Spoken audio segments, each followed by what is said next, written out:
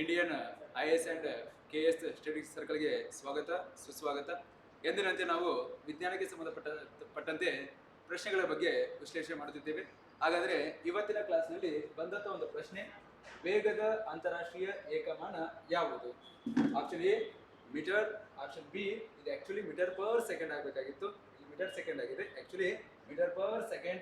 Option C metre per second square, option D joule.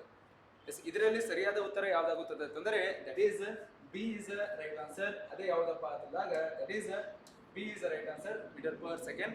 ಏಕೆಂದರೆ ನಿಮ್ಗೆಲ್ಲ ಗೊತ್ತಿರಬೇಕು, ಸ್ಥಾನಪಲ್ಲಟ ದೇವಕೋಣೆ ನಾವು ಏನಂತ ಕರಿತೀವಿ, ಡಿಸ್ಪ್ಲೇಸ್ಮೆಂಟ್ ಅಂತ ಕರಿತೀವಿ. ಡಿಸ್ಪ್ಲೇಸ್ಮೆಂಟ್ ಅಂತಾರಾಷ್ಟ್ರೀಯ ಏಕಮಾನ ಯಾವ್ದಾಗಿದೆ? ಮೀಟರ್ ಆಗಿದೆ. ಅದೇ ರೀತಿಯಲ್ಲಿ ಡಿಸ್ಟೆನ್ಸ್ ಅಥವಾ ಚಲಿಸಿದ ದೂರದ ಅಂತಾರಾಷ್ಟ್ರೀಯ ಏಕಮಾನ ಏನಾಗಿದೆ? ಮೀಟರ್ ಆಗಿದೆ. ಬಟ್ ಜವ ದೇವಕೋಣೆ ನಾವೇನಂತ ಕರಿತೀವಿ, ಸ್ಪೀಡ್, ಇದರ ಅಂತಾರಾಷ್ಟ್ರೀಯ ಏಕಮಾನ metre per second. As well as ವೇಗದ ಅಥವಾ ವೆಲಾಸಿಟಿದ ಅಂತಾರಾಷ್ಟ್ರೀಯ ಏಕಮಾನ ಕೂಡ ಏನಾಗಿದೆ? ಮೀಟರ್ ಪರ್ ಸೆಕೆಂಡ್ ಆಗಿದೆ. ದೇರ್ಫೋರ್ ಇದರಲ್ಲಿ ಸರಿಯಾದ ಉತ್ತರ ಯಾವ್ದಾಗುತ್ತದೆ ಅಂದ್ರೆ ಮೀಟರ್ ಪರ್ ಸೆಕೆಂಡ್. ಹಾಗಾದ್ರೆ ಎರಡನೇ ಪ್ರಶ್ನೆಯಲ್ಲಿ